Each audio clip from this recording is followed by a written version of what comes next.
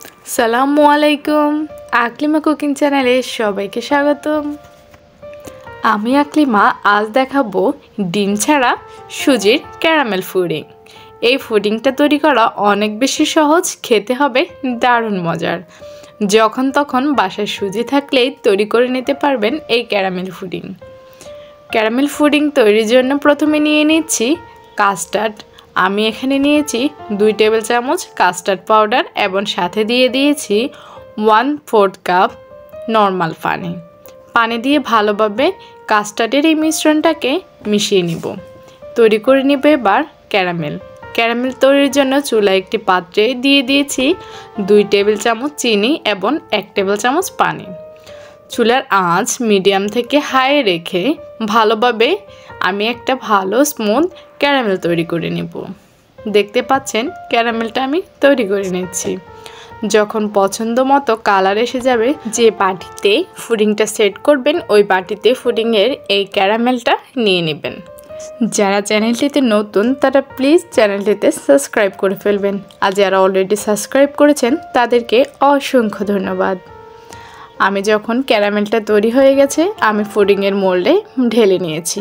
পুডিংয়ের এই মোল্ডটা এক পাশে রেখে চুলায় বসিয়ে দিয়েছি আমি একটা প্যান, আর প্যানে নিয়ে নিচ্ছি 2 কাপ তরল দুধ, আর এতে দিচ্ছি পরিমাণ মতো লবণটা স্বাদ বুঝে দিবেন, আর দিচ্ছি 1/2 কাপ চিনি। তবে চিনি আপনাদের পছন্দ অনুযায়ী বাড়িয়ে কিংবা কমিয়ে দিতে পারেন। ভালো করে নেড়ে চেড়ে চিনিটা গলিয়ে নেব এবং অপেক্ষা করব বলক আসা। যখন ভালোভাবে বলক চলে আসবে তখন দিয়ে দিব 1/4 কাপ সুজিটা কিন্তু প্যাকেট থেকে সরাসরি দিয়েছি, এটা আমি কোনো রকম চুলায় টেলে নিই নাই। এভাবে সরাসরি দিতে পারবেন, টালার কোনো প্রয়োজন নেই। সুজিটা দেওয়ার পর ভালোভাবে হ্যান্ড হুইলস দিয়ে মিশিয়ে নিচ্ছি। খুব ভালোভাবে মিশিয়ে নিতে হবে যাতে সুজির কোনো দলা অংশ না থাকে। খুব ভালোভাবে মিশিয়ে নেওয়া হয়ে গেলে আগে থেকে যে আমি কাস্টার্ডের মিশ্রণটা তৈরি করে নিয়েছি, কাস্টার্ডের মিশ্রণটা ভালোভাবে নেড়ে এতে দিয়ে দিব। খুব সাবধানে দিতে হবে এবং এক পাশ থেকে নাড়তে হবে এবং কাস্টার্ডের মিশ্রণটা দিতে হবে। খুব ভালোভাবে হ্যান্ড হুইলস দিয়ে আমি মিশিয়ে নিচ্ছি যাতে এতে কোনো প্রকার দলা বেঁধে না থাকে। এখন এই মিশ্রণটাকে অনবরতে নেড়েচেড়ে মিশিয়ে নিতে হবে। ভালোভাবে নেড়েচেড়ে দিতে হবে যাতে কোনো প্রকার দলা বেঁধে না থাকে। যখন ঘনত্বটা ঠিক এরকম হবে তখন চুলাটা বন্ধ করে দিয়ে গরম থাকা অবস্থায় আমি পুডিংয়ের এই মোল্ডটাতে ঢেলে নিচ্ছি।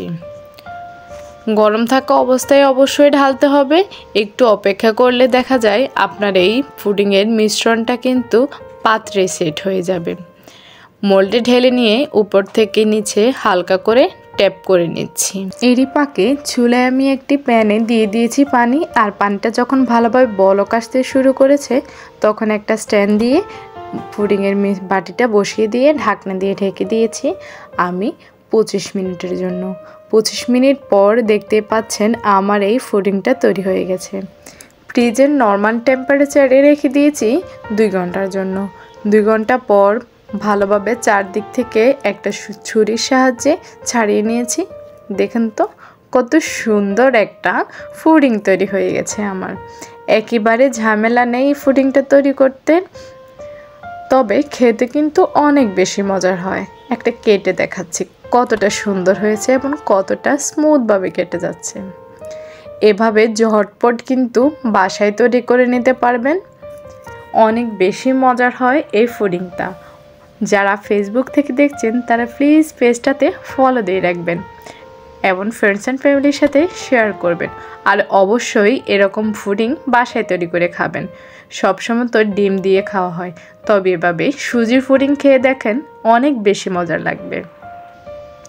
কমেন্ট করে জানাবেন কেমন লাগলো। সবাইকে অসংখ্য ধন্যবাদ। সবাই ভালো থাকবেন, সুস্থ থাকবেন। আকলিমা কুকিং চ্যানেলের পাশেই থাকবেন।